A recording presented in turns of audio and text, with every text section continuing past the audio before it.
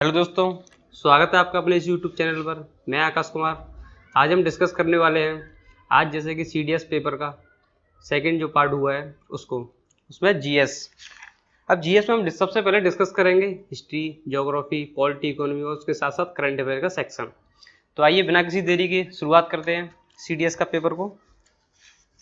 देखिए, सबसे पहला क्वेश्चन है, एक चीज़ मैं आपको बता देता हूँ, मेरे पास ये जो पेपर आज हुआ है उसका सी सेक्शन है, तो आप उस तरीके से आप एडजस्ट कर लेना। मैं क्वेश्चन पढ़ते जाऊंगा और उसका आंसर आपको बताता जाऊंगा। देखिए, which of the following state have by cameral legislature, मतलब ऐसा कौन सा स्टेट है जिसके साथ बाई कैमरल लेजिस्लेचर है। अब इसमें चार ऑप्शन दिए गए हैं, आंध्र प्रदेश, तेलंगाना, बिहार, उत्तर प्रदेश। अब आप इसमें आंसर देखेंगे, हमें पता है उत्तर प्रदेश, बिहार तो है ही। अब आप एक चीज बताइए, जब आंध्र प्रदेश था उसका जब 2004 में विघटन हुआ, तो क्या जब आंध्र प्रदेश में तो तेलंगाना में भी है, तो ए बी सी डी, मतलब इसके चारों के चारों आंसर हो जाएंगे, तो आंसर करेक्ट आंसर उसका डी। चलिए नेक्स्ट क्वेश्चन है, by which one of the following constitutional amendment act the article 21 right of education inserted into constitution of India. India में राइट टू एजुकेशन वाला था, वो कौन से अमेंडमेंट के थ्रू इनेक्ट हुआ, तो सबसे इसमें करेक्ट आंसर है 86। चलिए नेक्स्ट क्वेश्चन,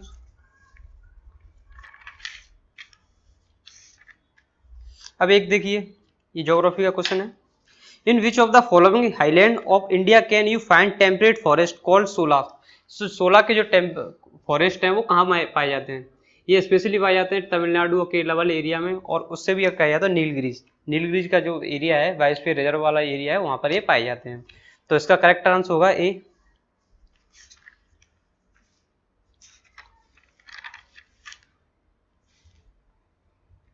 अब देखिए क्वेश्चन नंबर 15 है, in the citadel and lower town area where one of the following Harappan cities have several large cistern and reservoir been found।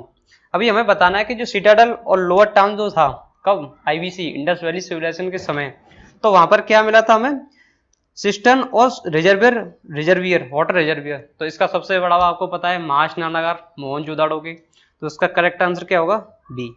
हालांकि कई सारी साइडों से ये मिले हैं, लेकिन मोहनजोदाड़ो में क्या है, बड़ी मात्रा में मिले हैं। चलिए नेक्स्ट क्वेश्चन आप देखते हैं, British policy towards Afghanistan in the first half of the 19th century aimed at, मतलब जो 19th सेंचुरी का फर्स्ट हाफ जो था उसमें ब्रिटिश की जो अफगानिस्तान के प्रति जो पॉलिसी थी वो कैसी थी, strengthening Afghanistan as a buffer against Russia, Afghanistan को एक बफर के रूप में यूज करना, किसके, रसिया के प्रति। Weakening Russia influence in Afghanistan but not promoting the Afghanistan either, Afghanistan को मतलब एक अच्छी सिचुएशन नहीं देना है, लेकिन उसका क्या करना है, रसिया के इन्फ्लुएंस को रोकने के लिए यूज करना है। तो देखिए, इसको देखते ही हमें पता चल जाता है इसका आंसर ए होगा, एक बफर के रूप में इसको यूज किया गया। नेक्स्ट, अब देखिए ये करंट का क्वेश्चन है, इसमें क्या मिक्सर वाला है, ये हमने क्या एक सेक्शन को नहीं बांटा, इसका मतलब मिक्सर वाला लिए नंबर वाइज, ठीक है, तो आप उस तरीके से अपना एडजस्ट कर लेना। Recently the UN agreed to change the name of which one of the following countries, ये टर्की है, एक टर्की है, टर्की के नाम यूएन ने किया है टर्की है, यूएन से टर्की का नाम क्या कर दिया, टर्की है, ठीक है, तो इसका करेक्ट आंसर हो गया डी। अब ये स्विफ्ट, स्विफ्ट क्या, society for the world wide interbank financial telecommunication frequently mention in news is essentially है। तो देखिए स्विफ्ट कई बार चर्चा में आता है कि स्विफ्ट क्या है। अब देखिए, मुझे ऐसा लगता है कि कुछ चीज ऐसी आपकी नॉलेज का भी गेम है, जैसे कि ये स्विफ्ट है, अब इसकी फुल फॉर्म को पढ़िए, society for world wide interbank financial telecommunication, में क्या है, ये इंटरबैंक का क्या है, फाइनेंशियल टेलीकम्युनिकेशन के लिए है, इसकी फुल फॉर्म में ये दिया गया है। तो आप जब आप इनके मतलब ऑप्शंस को पढ़ोगे ना, तो आपको सबसे पहले ये मिल जाएगा, ग्लोबल फाइनेंशियल इंटेलिजेंस एजेंसी, ये क्या करेगा, इंटेलिजेंस को कलेक्ट करेगा ग्लोबल लेवल पर, तो इसका करेक्ट आंसर क्या होगा ए, ठीक है। और एक ये, जैसे उम्मीद की जाती है कि डिफेंस का कोई भी एग्जाम हो तो ये क्वेश्चन की आने की सबसे ज्यादा उम्मीद रहती है, इलेक्ट्रिकल सबमरीन हो, न्यूक्लियर पावर्ड कोई भी सबमरीन हो, या कोई मिसाइल वगैरह हो, रॉकेट लॉन्चर हो, तो ऐसी चीज़ों को हमें देखना चाहिए, और यही उम्मीद थी। इस बार ये क्या है, P75I प्रोजेक्ट 75, ये किससे रिलेटेड है, I, diesel electric submarine, nuclear power submarine, aircraft carrier warship और फील्ड गन, तो सबसे पहला आंसर करेक्ट क्या होगा, डीजल इलेक्ट्रिक सबमरीन। चलिए चलते आगे, अब देखिए इसमें क्या है, स्पीकर के कुछ नाम दिए और फिर वो बताया गया कि ये कितने स्पीकर थे इसमें, थोड़ा सा यूपीएससी ने यहाँ पर पैटर्न चेंज किया है। जैसे यूपीएससी में पहला था 1 2 3, इस बार यूपीएससी ने क्या किया है 1 2 3 या 4 सीक्वेंस के फॉर्म। जैसे आप देखेंगे how many of them were speaker of Lok Sabha, ये कौन कौन से हैं जो लोकसभा के स्पीकर रहे हैं। एम ए अयंगर बिल्कुल रहे हैं, जीएस ढिल्लन बिल्कुल रहे हैं, बलराम जाखड़ ये भी रहे हैं, पी ए संगमा ये भी रहे हैं। तो ये चारों के चारों जो आपके ऑप्शन दिए वो करेक्ट है। तो इसमें करेक्ट आंसर क्या होगा डी, मीन्स ये कौन चारों के चारों लोकसभा के मेंबर रहे हैं। ठीक है, चलिए चलते हैं नेक्स्ट क्वेश्चन पर। Consider the following pair of schedule and content the constitution in India. India के कॉन्स्टिट्यूशन में क्या कह दिया, फर्स्ट शेड्यूल किससे रिलेटेड है, form of oath and ornaments, ये सही है बिल्कुल, अफर्मेशन से रिलेटेड है। Third schedule allocation of seat in council of state, बिल्कुल सही है। Fifth schedule provision related to administration schedule area and schedule tribe, ये भी सही है। Ninth schedule provision related to administration of tribal area in certain state. देखिए ninth schedule हमारा use किससे है, ऐसे इसमें ऐसे कानूनों को रखा है जिसमें क्या है government of India law enact कर सकती है। तो ये नाइन्थ शेड्यूल को हम हटा देंगे यहाँ से, तो हमारा करेक्ट आंसर होगा सी 3। चलते आगे। Which one of the following statement correct, under article 21A the constitution of India the shall provide free and compulsory education to all children up to age of 11 year. इसमें हमें correct बताना है। तो ये सबसे पढ़ते हैं हमें क्या है एज ऑफ 11 ईयर, जबकि क्या है एज ऑफ 14 ईयर। तो ये अपना इनकरेक्ट हो जाएगा। चलते हैं next. Every religious denomination has got absolute power under article 26 of the constitution of India to manage its own affairs in matter of religion. Religion के मैटर में क्या कर सकते हैं वो अपने क्या कर सकते हैं रिलीजियस डोमिनेशन को वो कर सकते हैं, उनकी पावर है। तो इसको देखिए इसको रखते हैं। Only religious and linguistic minority find mention in article 30 of the constitution of India to reference to the right to establish educational institution of their choice, इसको भी रखते हैं।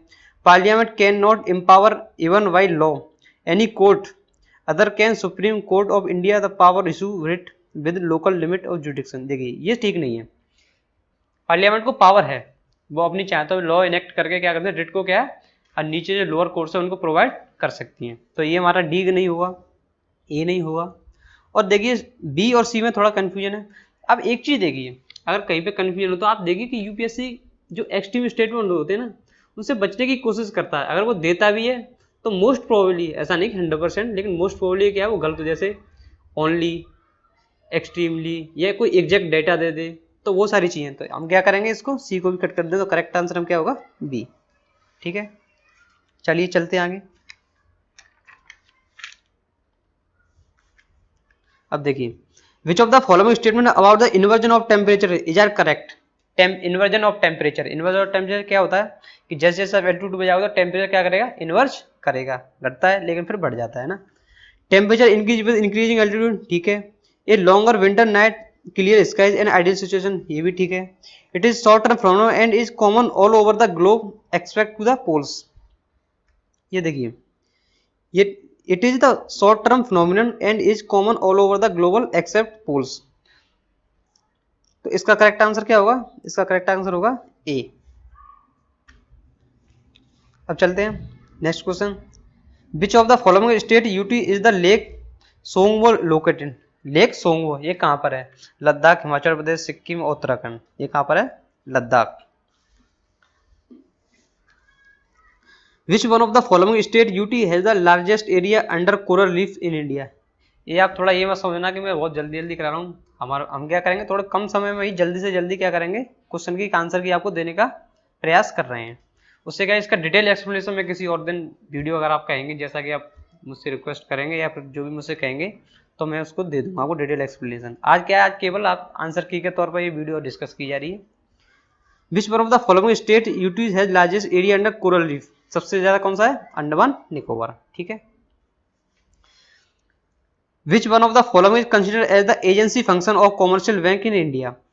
कॉमर्शियल बैंक का क्या एजेंसी फंक्शन कौन सा है, एजेंसी फंक्शन देखिए ऑप्शन क्या क्या, acceptance of deposit, investment of surplus. देखिए ये तो रेगुलर वर्क ही है उसका, इन्वेस्टमेंट ऑफ सरप्लस ये इसको रखते हैं थोड़ा, acceptance of income tax payment, providing overdraft, ये वाला करेक्ट है डी, प्रोवाइडिंग ओवरड्राफ्ट फैसिलिटीज, ठीक है।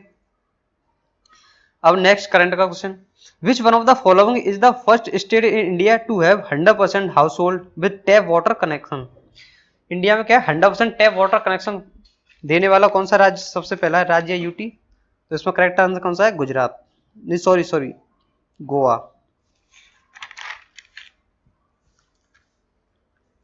एक देखिए ये है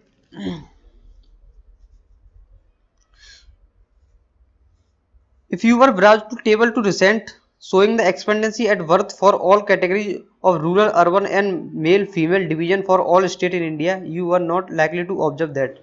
आपको दो स्टेटमेंट दिए, आपको बताना है कि कौन सा आप सही है कौन सा गलत है। Urban life expectancy higher than the urban rural one, male life expectancy higher than the female one. ये सेकंड हमें पता है कि फीमेल की लाइफ एक्सपेक्टेंसी कैसी होती है? ज्यादा होती है, मींस जीवन प्रत्याशा। तो सेकंड करेक्ट है। अब देखते हैं पहला, urban life expectancy higher than the rural one. ये देखिए इसमें क्या है? इसमें रूरल की ज्यादा है, तो इसमें इसका आंसर होगा बी। ठीक है, 34 का B. The government, next question, government is promoting the Kisan drone for. Government ने किसान ड्रोन किसके लिए लाई है? Spraying weedicides, digitisation of land record, crop assessment. तो आप देखिए सबसे पहले स्प्रेइंग ड्रोन्स का क्या क्या काम हो सकता है? आसानी के लिए किसानों को पेस्टिसाइड को छिड़काव कर सकता है वो, तो सबसे पहला करेक्ट है। एक, अब हमारे पास दो ही ऑप्शन बचे, ओनली वन या फिर 1 और 2। तो 2 क्या है?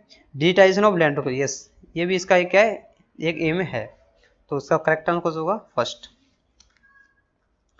अब नेक्स्ट क्वेश्चन देखिए, रिसेंटली लॉन्च जन समर्थ पोर्टल। जन समर्थ पोर्टल किसके लिए था? ये था providing access to plan India e governance service. तो correct answer is C. Recently India commission is first liquid mirror telescope. ये कहां पर किया गया है? ये किया गया उत्तराखंड में, first mirror telescope, liquid mirror telescope है ना। अब next question, national tribal research institute. National tribal research institute ये कहाँ पे किया गया? हाल ही में माननीय हमारे मिनिस्टर श्री अमित शाह जी ने इसका उद्घाटन कहाँ पे किया था? न्यू दिल्ली में। ठीक है, इसका करेक्ट आंसर क्या हो गया? डी। अब देखिए ये, जैसा कि आपसे उम्मीद की जाती है कि स्पोर्ट्स वगैरह का इंडिया में इस समय अच्छे खासे गोल्ड वगैरह आ रहे हैं, तो आपको ये याद रखना चाहिए कि कौन सा खिलाड़ी किससे रिलेटेड है, विशेषकर जो गोल्ड लाने वाले हैं, सिल्वर लाने वाले हैं। तो इसका यही क्वेश्चन इस बार आ गया है। Avani Lekhara excel in which one of the following sport. Avani Lekhara किस खेल से संबंधित है? टेबल टेनिस, साइकिलिंग, शूटिंग और बॉक्सिंग। तो करेक्ट आंसर इज शूटिंग। ठीक है, next question, the atmosphere of planet Venus is made up of thick and yellowish cloud.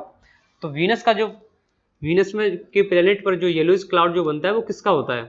तो इसका करेक्ट आंसर क्या है? Sulphuric acid. देखिए जो वीनस है ना, वीनस का जो एटमॉस्फेयर है वो सबसे ज्यादा बना कंपोज किया है किससे ज्यादा मेड अप है? CO2 से, कार्बन डाइऑक्साइड से। लेकिन उसके ऊपर जो बादल बनता है ना, जो क्लाउड फॉर्मेशन जो होती है वो होती है आपकी H2SO4 मीन सल्फ्यूरिक एसिड के कारण। ठीक है,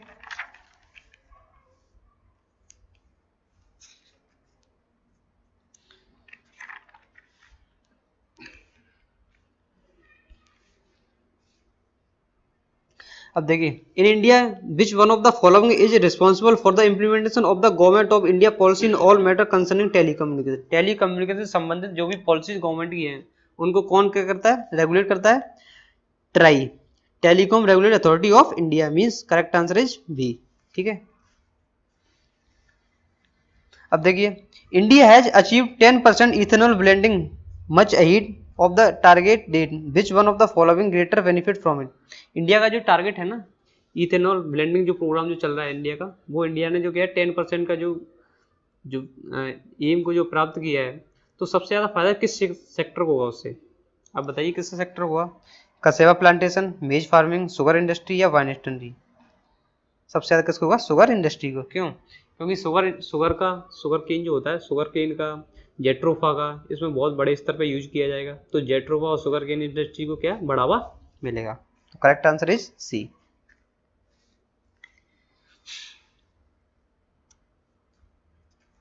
अब देखिए, which one of the following language was added to 8th schedule by the constitutional amendment in 1967। 1967 का जो कॉन्स्टिट्यूशनल अमेंडमेंट हुआ था उसके द्वारा कौन सी जो एक लैंग्वेज थी वो 8th शेड्यूल में जोड़ी गई। तो करेक्ट आंसर इसका क्या हुआ? करेक्ट आंसर इसका है सिंधी। कौन सी है? सिंधी। ठीक है, अब एक ये हिस्ट्री का क्वेश्चन आ गया, मणिग्रामम एंड नाना देशी। मणिग्रामम एंड नाना देशी ये कौन थे? ये देखिए मणिग्रामम और नाना देशी ये क्या थे? मर्चेंट थे। मर्चेंट इन द सेंस कि जैसे उनका क्या था, पहले गिल्ड होते थे। गिल्ड एक मान लिया आप एसोसिएशन होते थे उनके, एसोसिएशन। वो बहुत बड़ा काम करते थे, जैसे ट्रेड है, एक्सपोर्ट वाला जो काम है पूरा, सी रूट के थ्रू जो व्यापार होता था वो वाला पूरा। तो ये क्या हो गया? ये गिल्ड्स ऑफ इंडियन मर्चेंट। इसका करेक्ट आंसर क्या होगा? सी। अब देखिए जो लोग मतलब इस पेपर को, जिस पेपर का जो स्तर है ना, ये मुझे जिस तरीके से मैं सॉल्व करता जा रहा हूँ तो मुझे लग रहा है कि ये पेपर इतना इजी नहीं है, इसको टैकल करना इतना इजी नहीं है। ये पेपर का जो स्तर है वो मॉडरेट टू हाई है, मॉडरेट टू टफ कह लीजिए या मॉडरेट टू हाई कह लीजिए, ये वो वाला स्तर लग रहा है। क्योंकि देखिए कई सारे ऐसे क्वेश्चन हैं जिनको आप बिना पढ़े, बिना हिस्ट्री की अच्छी नॉलेज, बिना ज्योग्राफी की अच्छी नॉलेज के आप टैकल कर ही नहीं सकते। आप केवल ऐसा इंग्लिश के बेस पर आप कहेंगे जीएस में केवल पास हो जाए, बस केवल उसी के बेस हो जाएगा, तो ऐसा कुछ नहीं है।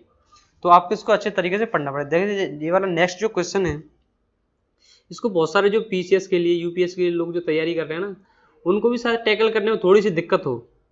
देखिए कौन सा वाला क्वेश्चन है, the Dutch were defeated by Martand Verma of Travancore kingdom in battle of. किस बैटल में? जो त्रावणकोर के राजा थे ना मार्तंड वर्मा, उन्होंने किस बैटल में डचों को हराया था जिसमें उनकी जीत हुई थी? ठीक है, तो ये क्या है? Battle of Colachel. Battle of Colachel. आपको कई सारे ऑप्शन दिए, वांडीवॉस, रक्षणी तांगड़ी, पलालूर। अब देखिए वांडीवॉस किसका था? वांडीवॉस था ब्रिटिश ईस्ट इंडिया कंपनी और फ्रेंच डचों के बीच, ब्रिटिश ईस्ट इंडिया कंपनी और डच के बीच। और ये था डचस तांगड़ी किसके था? ये था आपका विजयनगर और 5 अन्य राज्य, जिसको क्या बोलते हैं तालीकोटा का जो युद्ध कहा जाता था, वो वाला उस युद्ध को क्या बोलते हैं? राक्षस तांगड़ी। चलिए next question, the Tolkappiyam is. Tolkappiyam क्या था? Work of grammar, Tamil poem praise Rajendra Chola, ancient dedicate work in Tamil, ये ड्रामा कंपोज बाय ये चेरा किंग। ये क्या था? ये था वर्क ऑफ ग्रामर। ठीक है, करेक्ट ऑप्शन क्या होगा इसका? A. On the bank of which of the following rivers was ancient Mahishmati located. Mahishmati, Mahishmati जो राज्य था वो कहाँ था? आपने सुना तो बहुत होगा, बाहुबली मूवी वगैरह आई, महिष्मती साम्राज्य। आपने कभी ये जानने की कोशिश की ये वाला कहाँ पर था, किस बैंक के, रिवर के बैंक पर था? इसका करेक्ट आंसर क्या है? नर्मदा। ये कहाँ पर था? सेंट्रल इंडिया का एक राज्य था और किस नदी के किनारे था? नर्मदा नदी के किनारे था। ठीक है, चलिए नेक्स्ट क्वेश्चन आगे चलते हैं। Which one of the following is tributary of Barak river in Manipur. Manipur में जो बराक रिवर है उसकी ट्रिब्यूटरी कौन सी है? धलेश्वरी, सुबनसिरी, धनसिरी या मानस। देखिए इसको देखते ही पता चल जाएगा हमें कौन सी है, धलेश्वरी। इसकी भी क्या देखिए आपको बेसिक नॉलेज होनी चाहिए। जैसे अभी इसमें देखो आप मैं ऑप्शन में बताता हूँ, सुबनसिरी या धनसिरी। अगर आपने थोड़ा भी पढ़ा तो ये सुबनसिरी और धनसिरी किसकी ट्रिब्यूटरी है? ये है आपकी ब्रह्मपुत्रा की। तो ये दोनों तो आपको वैसे ही एलिमिनेट कर दीजिए अगर आपको पता है कि ब्रह्मपुत्रा की ट्रिब्यूटरी कौन सी है। दूसरा है मानस। मानस आपको पता खुद एक कितनी बड़ी नदी है, तो मानस तो ट्रिब्यूटरी मानस बहती है असम वगैरह में, जबकि ये कहाँ पर है? ये मणिपुर में है, बराक रिवर। तो आपको कहीं ना कहीं आपको ये वाली नॉलेज भी काम करती है। तो इसका करेक्ट आंसर क्या होगा? Dhaleshwari, means option is A. अब देखिए next question, which type of vegetation will you find on the way as you travel from Bikaner to Konark by road shortest distance. अब आप क्या है, आप बीकानेर से जा रहे हैं कोणार्क। कोणार्क मीन्स कहाँ? उड़ीसा। अब आप देखेंगे वहाँ किस तरीके की वेजिटेशन आपको मिलेगी। ऑप्शन है tropical thorny, desert, moist deciduous, mangrove. अब एक चीज बताइए, बीकानेर कहाँ पड़ता है? राजस्थान में। राजस्थान के भी कौन से? ईस्टर्न पार्ट में, नहीं सॉरी वेस्टर्न पार्ट में, है ना। तो वहां पे क्या है? वहां पे कैसा होना चाहिए?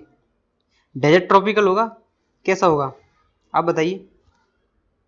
करेक्ट। देखिए सबसे पहले हमें कैसा मिलेगा? डेजर्ट। उसके बाद हम फिर आएंगे तो हमें कैसा मिलेगा?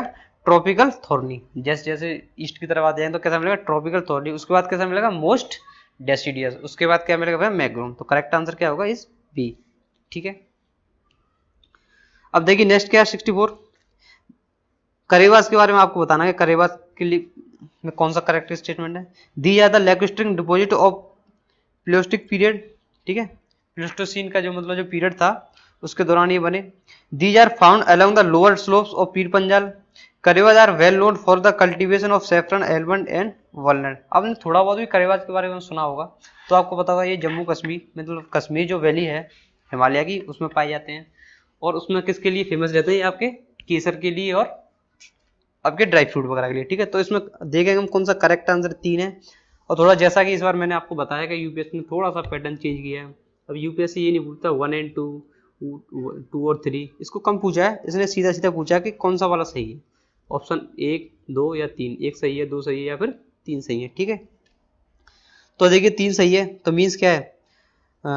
Pandey in the lower slope of Pir Panjal, ये कश्मीर वैली है, वैसे कश्मीर है लेकिन उसको भी वही मानते हैं, तो इसको भी, ये भी सही है। थोड़ा मुझे डाउट है, लेकिन अभी आपको मैं इसके तीनों बता रहा हूँ। सी, इसका आंसर मैं आपको सी बता रहा हूँ। ठीक है,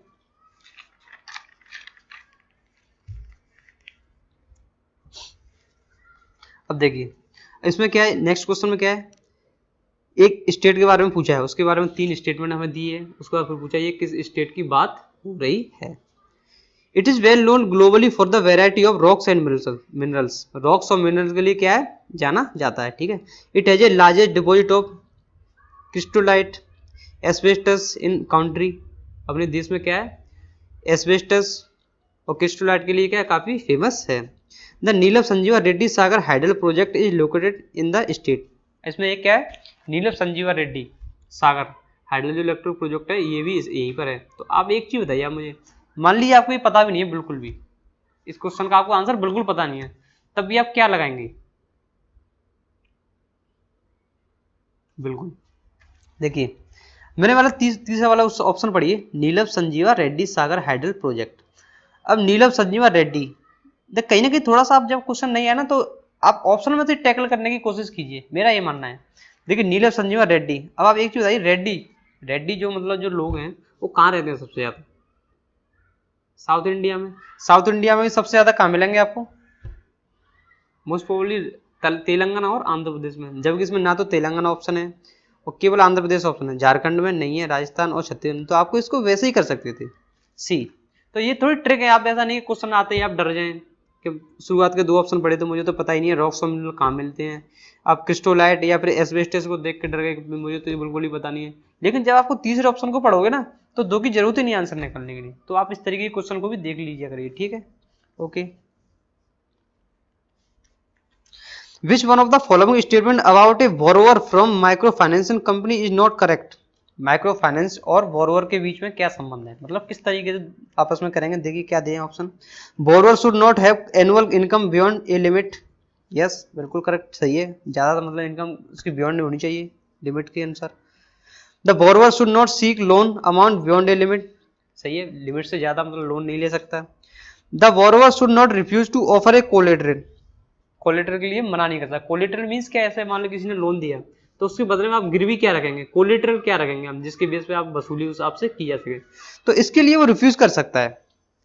ये क्या है, माइक्रो फाइनेंशियल लोन कैसे है, कोलेटरल फ्री लोन, इसके लिए आपको कोलेटरल की कोई जरूरत नहीं होती है। करेक्ट आंसर क्या है हमारा 3।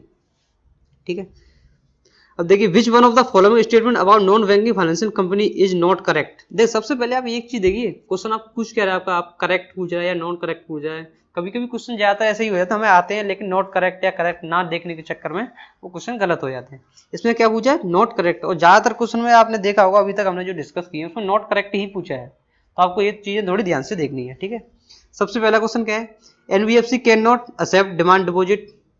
बताइए डिमांड डिपॉजिट करता है? बिल्कुल बिल्कुल नहीं कर सकता demand deposit. NBFC can not give loans, इसको थोड़ा रखते हैं। NBFC can not issue cheque drawn on themselves, बिल्कुल चेक नहीं आपको दे सकता आपको। NBFC can not offer deposit insurance facility of deposit insurance and credit guarantee corporation. Yes, ये भी सही है। तो इसमें सबसे बड़ा नॉट करेक्ट कौन सा है, NBFC can not give loans. अब एक चीज बताइए, एनबीएफसी के पास फंड होगा, पैसे होंगे, तो किसके लिए क्या करेगा एनबीएफसी, खुद क्या करेगा, लोन ही देगा, जाहिर सी बात है। तो इसका करेक्ट आंसर क्या है, बी। अब देखिए ये पूछा, department of promotion of industry and internal trade has revised the base year index of 8 core industry having a combined weight of about 14.27% in the index of industrial production. Which one of the following is not one of the 8 core industries. ये question पूछ रहा है आपको, 8 core industries होती है हमारी, तो उसमें से कौन सी कोर इंडस्ट्रीज नहीं है। ठीक है। कोल, रिफाइनरी, रबर प्रोडक्ट और सीमेंट। जैसा कि इतना इजी सवाल अगर आपने थोड़ा बहुत ही बढ़ा दिया आपके लिए बहुत ईजी है। आर्ट इंडस्ट्री जो बहुत इंपॉर्टेंट है आपको याद होनी चाहिए, जुबानी आपकी याद होनी चाहिए। तो करेक्ट आंसर क्या है? सी, रबर प्रोडक्ट क्या है इसका, ये क्या है? कोल इंडस्ट्री नहीं है। ठीक है। अब नेक्स्ट है consider the following statement about the micro small and medium enterprises. MSc के बारे में पूछा है। The MSME comprise a dynamic sector of Indian economy providing large employment opportunity। ठीक है, एम्प्लॉयमेंट की अपॉर्चुनिटी आपको देता है। MSME require a low capital cost and help industrialisation of backward region. बिल्कुल, आप थोड़ा सा इसको कम अगर फंड भी देंगे ना तब भी यह क्या करेगा, लोगों को रोजगार देने में सहायता करेगा। और सबसे बड़ी चीज आपकी इंडस्ट्रियलाइजेशन में ये बहुत बड़ी हेल्प करेगा। आपका ग्रामीण एरिया है, मान लो किसी मतलब फंड वगैरह दे दीजिए आप, तो वो मिलकर क्या करेंगे, किसी इंडस्ट्री वगैरह को खोलेंगे। MSME contribute immensely to socio economic development. बिल्कुल, देखिए जैसे लोगों के पास रोजगार बढ़ेगा, इंडस्ट्री खुलेंगी, रोजगार बढ़ेगा, तो क्या रोजगार बढ़ेगा तो क्या उनकी इकोनॉमिक कैपेसिटी बढ़ेगी। कैपेसिटी बढ़ने के साथ साथ क्या उनके सोशल डेवलपमेंट को भी बढ़ावा मिलेगा। तो इसका करेक्ट आंसर कौन सा होगा? डी। तीनों 1, 2 एंड 3 तीनों के तीनों सही है, तो डी आंसर इज करेक्ट।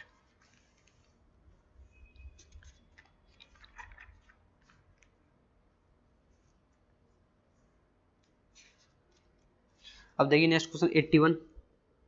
इसमें देखिए हमने जब ज़्यादा से ज़्यादा फोकस किया है आपकी जीएस के question. GS means history, geography, polity, economy और करंट अफेयर का। ठीक है, इसमें थोड़ा साइंस का सेक्शन हमने छोड़ा है, उसके लिए थोड़ी अलग वीडियो आपके लिए लाएंगे। देखिए the term thermal high altitude area defence. Thermal high altitude area defence sometime mention in news refer to. आपने ये शब्द पढ़ेगा ना तो एक इसको बोलते हैं थार्ड। ये इजरायली एक डिफेंस सिस्टम है। ये क्या है? इजराइल का एक डिफेंस सिस्टम है। ठीक है, तो इसका करेक्ट आंसर कौन सा होगा? ये anti missile system, anti missile system है ना। अब with reference to BrahMos missile, देखिए काफी इंपॉर्टेंट इस तरीके की चीजें आपको जब किसी भी आप डिफेंस का पेपर दे देना तो उसमें डिफेंस की सारी चीजें ना आप वहां से ये मान लीजिए 5 से 10 क्वेश्चन आपके पक्के वहां आने ही है। 7, 8 या 10 तक क्वेश्चन आपको आने। ये देखिए थर्ड है, ब्रह्मोस मिसाइल है, प्रोजेक्ट 75 जैसा हमने डिस्कस किया है। ये क्वेश्चन काफी इंपॉर्टेंट है, ये सेक्शन हमें देखना चाहिए डिफेंस सेक्शन वाला। ठीक है, तो ये क्वेश्चन ब्रह्मोस मिसाइल के it has flight range up to 290 kilometre. ये देखिए बिल्कुल सही नहीं है। क्यों? इसकी रेंज काफी ज्यादा है, beyond 2000। Its capacity attaining a speed of 2.8 में, ये वाला करेक्ट है, 2.8 Machs. It cruising altitude could be up to 30 kilometre. तो जैसा कि हमने देखो बताया फर्स्ट वाला करेक्ट नहीं है, तो फर्स्ट और सी को काट दो आप, ए और सी को काट दो, क्या बचेगा? ओनली 2 या ओनली 3। तो हमारा करेक्ट कौन सा है? Only 2, means answer is B. ठीक है, देखिए which one of the following is not a category under which the president of India nominate member of parliament. जो प्रेसिडेंट ऑफ इंडिया राज्यसभा के सदस्यों को, मेंबर्स को जो नॉमिनेट करते हैं उसके लिए क्या है, ये कौन सा क्राइटेरिया नहीं है। कई सारे क्राइटेरिया हैं आपको पता है, जैसा कि प्रेसिडेंट ऑफ इंडिया कितने करें? 12 मेंबर, 12 मेंबर को क्या करते हैं? नॉमिनेट करते हैं। कई सारे उनके क्राइटेरिया हैं, कई सारे बेस हैं। तो हम देखते हैं कौन सा, literature, science, art and state service. तो इसमें कौन सा? इसमें आंसर होगा डी। स्टेट सर्विस के बेस पे नहीं, लिटरेचर में, साइंस में, आर्ट में अगर आप कंट्रीब्यूट करते हैं, अच्छा कंट्रीब्यूट करते हैं, तो आपको क्या नॉमिनेट किया जा सकता है। अब देखिए इंडिया इज स्टिल ये young country as a median age of population age. अब देखिए जैसा कि हम बताया डेमोग्राफी डिविडेंड हमसे कहा जाता है कि हम पॉजिटिव में, काफी अच्छी स्थिति में हैं। तो वो आपने देखा होगा किस कौन सी एज में है? 25 to 30 ईयर्स। एक मीडियन एज इंडिया की मानी जाती है 29 ईयर। ऐसा बताता है कि इंडिया की जो पॉपुलेशन है वो किसी 29 ईयर के बेस पर है ना। तो उसका करेक्ट आंसर इज बी। ठीक है, blue helmets are, blue helmets, ये देखिए ये कई सारी चीजें ऐसी हैं जो आपको मतलब कैजुअली पता चल जाती हैं अगर आप थोड़ा से अवेयर हैं। न्यूज़पेपर आप देखते हैं या कोई भी मतलब मैगजीन्स वगैरह देखते हैं, ब्लू हेलमेट आपने देखा, कई सारे पीसिंग मिशन चलते हैं तो उनकी फोटो भी वायरल होती है ना। तो आपने फोटो देखी हुई तो उनका जो हेलमेट होता है ना वो नीला वाला होता है। तो किसका होता है? UN nation peace keepers. जब कभी बात होती है पीस कीपिंग की तो उनका फोटो जो आता है ना, तो आप इन सारी चीज़ों को ऑब्जर्वेशन भी जरूरी है। आप सराउंडिंग में किस तरीके का ऑब्जर्वेशन करते हैं वो भी आपकी नॉलेज को एनहांस करता है। ठीक है, चलें आगे next. Which one of the following central features is not associated with capitalist economy.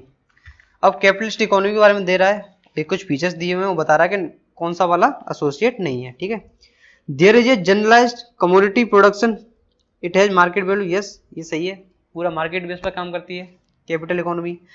Productive wealth is a held productivity in private hand, बिल्कुल सही है।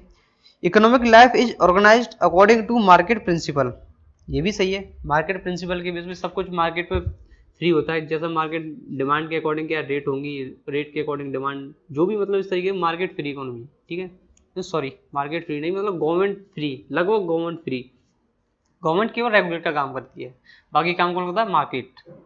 ठीक है, economic organisation is based on the planning supposedly rational process of resource allocation, तो यही answer है हमारा D. ठीक है, अब चलते हैं नेक्स्ट। कभी भी जाता है कि फैक्चुअल क्वेश्चन भी पूछ लिया जाता है, जैसे ये वाला जो क्वेश्चन है, insolvency and bankruptcy board of India IBBI was established in which year, 2014, 15, 16 and 17।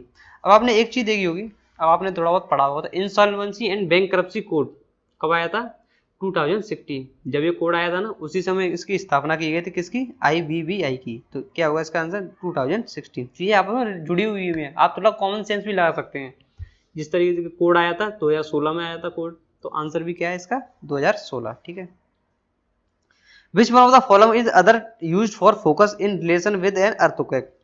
अब जो अर्थक्वेक हम बोलते हैं ना फोकस, उसका दूसरा नाम क्या है, उसको क्या कह सकते हैं, तो इसका आंसर है V, epicentre. Which one of the following is not mountain peak of Andaman and Nicobar, Andaman Nicobar की इनमें से कौन सी है जो पीक नहीं है। अब देखिए, saddle peak, mount Thuillier, Lhotse peak और माउंट डियाब्लो। अब देखिए कुछ आपने, जैसे आप PYQ या कई सारे एग्जाम के क्वेश्चन वगैरह देखते होंगे, तो आप थोड़ा सा एक आइडिया लगा सकते हैं, गैस आइडिया लगा सकते हैं, जैसे सैडल पीक है, माउंट थुलियर है, सैडल पीक पता ही होगा आपको क्योंकि सबसे बड़ी चोटी है, Mount Thuillier, Lhotse peak, Mount Diavolo, या मान लो आपको किसी कोई नहीं पता है, तो आप एक चीज इसको देखिए, ऑप्शन सी को देखिए आप, लोसे पीक, लोएत्से पीक, ये ज्यादातर इस तरीके से नाम होते हैं ना, वो आपको कहाँ मिलेंगे, सिक्किम, लद्दाख और आपको उत्तराखंड या हिमाचल प्रदेश वाले एरिया, मतलब नॉर्थन इंडिया का जो पार्ट है ना, वहां पर आपको देखने को मिलेंगे। तो आप इसको वैसे ही एलिमिनेट कर सकते थे, थोड़ा सा गैस वर्क के थ्रू, आपको थोड़ा सा अगर आपको करना है तो गैस वर्क के थ्रू आप इसको एलिमिनेट कर सकते थे। ठीक है, तो करेक्ट आंसर कौन सा होगा, सी।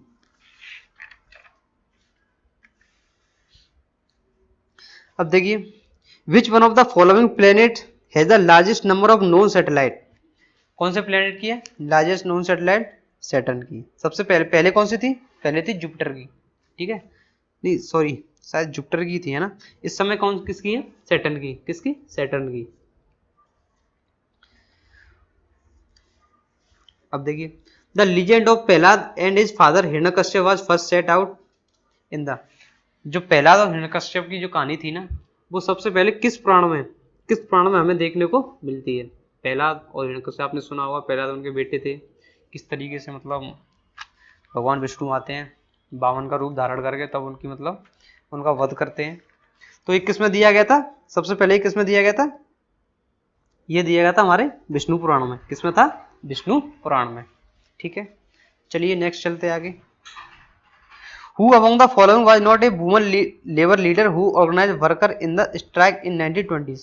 1920s के जो एरा में था, जो स्ट्राइक हुई थी, लेबर स्ट्राइक में, ये कौन में से, इनमें से कौन सी मतलब जो वुमन फाइटर हैं जिन्होंने भाग लिया है, इन्होंने पार्टिसिपेट किया है। ऑप्शन है सरला देवी चौधरानी, उषाबाई डांगे, प्रभावती देवी, अनसुईया बेन। तो इसका करेक्ट आंसर कौन सा है, सरला देवी चौधरानी। ठीक है, अनसुईया बेन, ये अनसुईया बेन वही अनसुईया बेन है जो उन्होंने क्या किया था, अहमदाबाद का जो खेड़ा का जो आंदोलन था ना, जहाँ पर गांधी जी को इनवाइट किया था कि आप आइए, जो बोनस वाली जो लड़ाई थी ना, जो वर्कर्स की जो लड़ाई थी, तो वो उन्होंने क्या उसके लिए गांधी जी को इनवाइट किया था।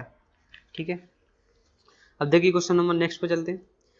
Among the following countries where did the idea of social market economy emerge in 1950s है ना। अब देखिए ये थोड़े टर्म वैसे हैं, अगर आपने पढ़ा है स्टेट फॉरवर्ड तो आपको पता चल जाएगा। अगर आपसे कहूँ मैं, ये मुझे भी नहीं पता, किसी को नहीं पता है, तो आप थोड़ा उसमें गैस आइडिया कैसे लगाएंगे। सोशल मार्केट इकोनॉमी, अब आपको पता है सोशल मार्केट की बात हो रही है, सोशल आप ऑप्शन देखिए, France, United state and UK. आपको पता है यूके और यूएस ये कैसे देश थे, ये कैपिटलिस्ट देश थे, ये सोशलिस्ट की जो विचारधारा है उसको ना फॉलो करने वाले देश थे। इनकी विचारधारा क्या थी, कैपिटलिस्ट इकोनॉमी की। तो ये दो तो वैसे ही कट हो जाते हैं।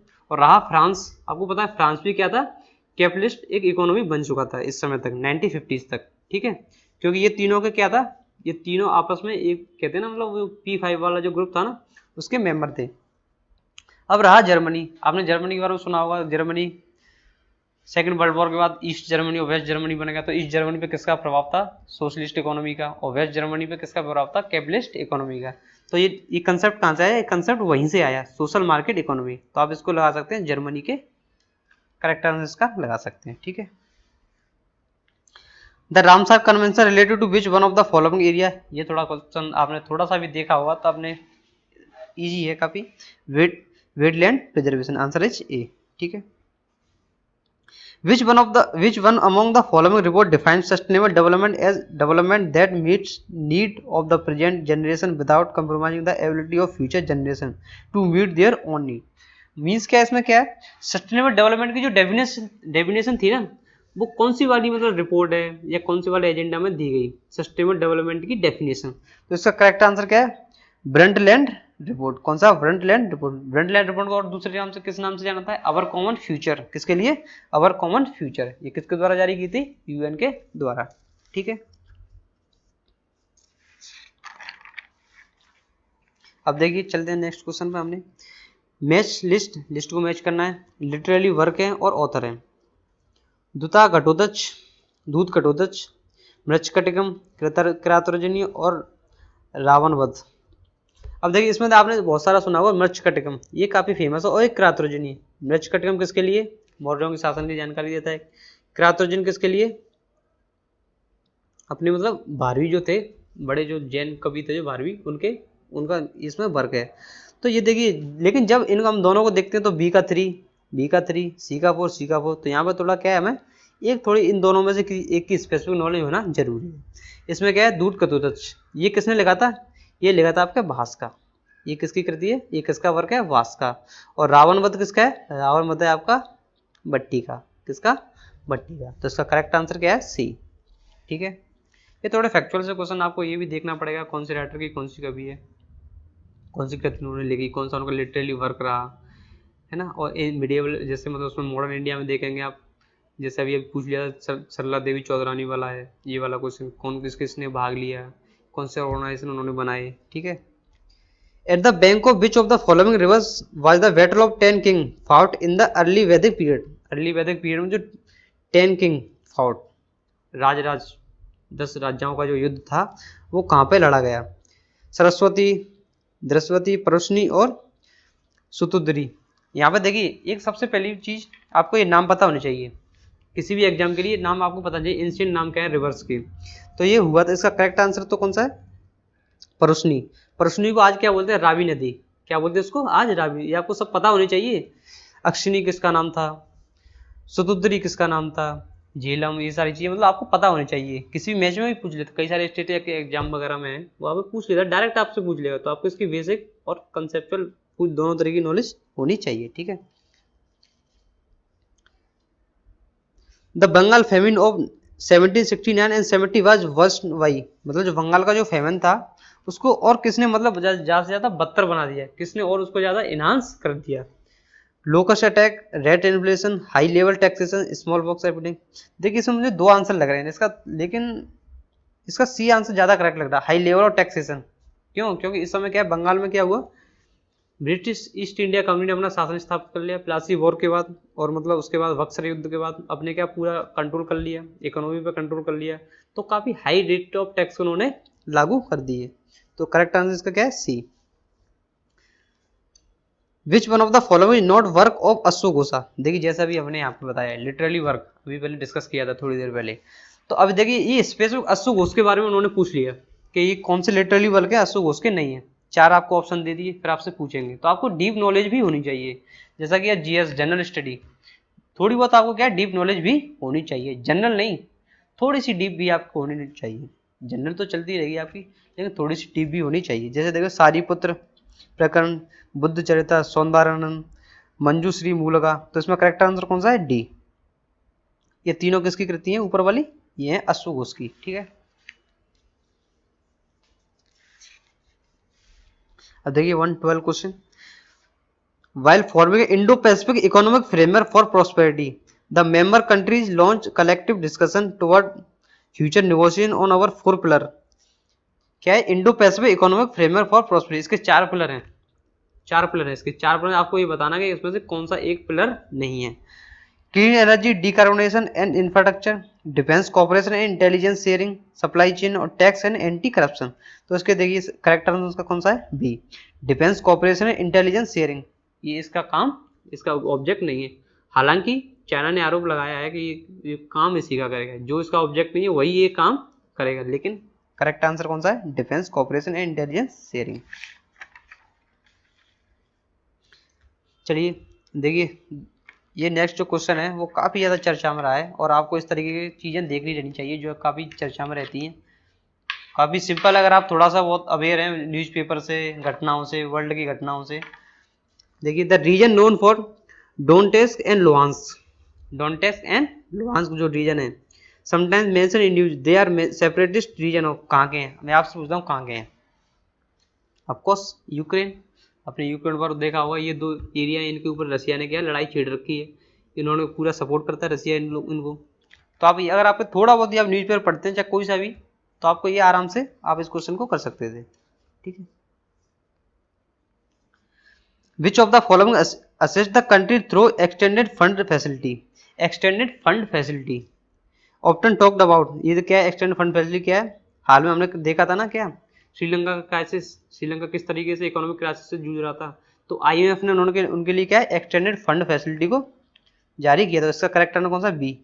एक चीज आपसे मैं ये कहना चाहूंगा, आपके और भी डिफरेंट जो एग्जाम होते हैं, यूपीएससी ने सीडीएस का एग्जाम कंडक्ट करवाया, तो आपके जो सिविल सर्विस का मतलब प्री एग्जाम होता है उसको वाला, एनडीए का, इस तरीके आप एग्जाम को देखते रहिए, पेपर को देके आप भले ही देना, जिनके पीवाई को सॉल्व करिए, ट्रेंड क्या यूपीएससी चाहता क्या है। अब ये वाला जो क्वेश्चन ना एक्सटेंडेड फंड फैसिलिटी, ये डायरेक्ट 2022 का जो यूपीएससी का जो पेपर था ना, यूपीएससी प्री का जो पेपर था, उसमें ये क्वेश्चन सीधा सीधा आया है, एक्सटेंडेड फंड फैसिलिटी। आपने थोड़ा भी उसको देखा हो तो आप उसको आसानी से एक ही नजर में आप कर सकते हैं, आईएमएफ, ठीक है। देखते term Ethereum, Solana, Polkadot and Tether sometime mention in news. अब आपने देखा होगा, देखिए Ethereum, Solana, Polkadot and Tether, अगर आपको पता है तो आप कर सकते हैं, अगर नहीं पता है तो आपको गेस वर्क क्या करोगे आप इसमें। लेकिन आपने एक चीज में देखा होगा लास्ट वाला टीथर, ये काफी चर्चा में रहता है। टीथर, टीथर क्या है, एक क्रिप्टो करेंसी है, ये क्या है, क्रिप्टो करेंसी है। बाकी आपको थोड़ी आपकी नॉलेज इसमें काम करती है, आपको बाकी नहीं पता हो, लेकिन एक पता हो तो आप इससे गेस कर सकते हैं। टीथर अब आपको पता है तो आपका आंसर हो जाएगा। तो इसका करेक्ट आंसर कौन सा होगा, ए। देखिए in which one of the following state has the president rule been imposed most number of times, सबसे ज्यादा प्रेसिडेंट रूल किस स्टेट में लगाया गया है, सबसे ज्यादा लगाया Manipur. Correct answer is C. अब देखिए next, which one of the following best describe the electoral system of elect the president of India. India का जो प्रेसिडेंट होता है उसको इलेक्टोरल सिस्टम में कौन कौन पार्टिसिपेट करता है, ये वाला क्वेश्चन है, ठीक है। कौन कौन पार्टिसिपेट करता है, किस तरीके से होता है वो, ये आपको पता होना चाहिए। तो इसमें तो काफी सिंपल उन्होंने पूछ लिया है, proportional representation and single transferable vote system, ठीक है, अनुपातिक प्रतिनिधित्व और एकल संक्रमणीय मत प्रणाली, ठीक है। इसमें वोट कौन कौन करता है, करेक्ट आंसर क्या है, बी। वोट कौन कौन करता है, इलेक्टेड एमएलएस और एमपीज, ठीक है।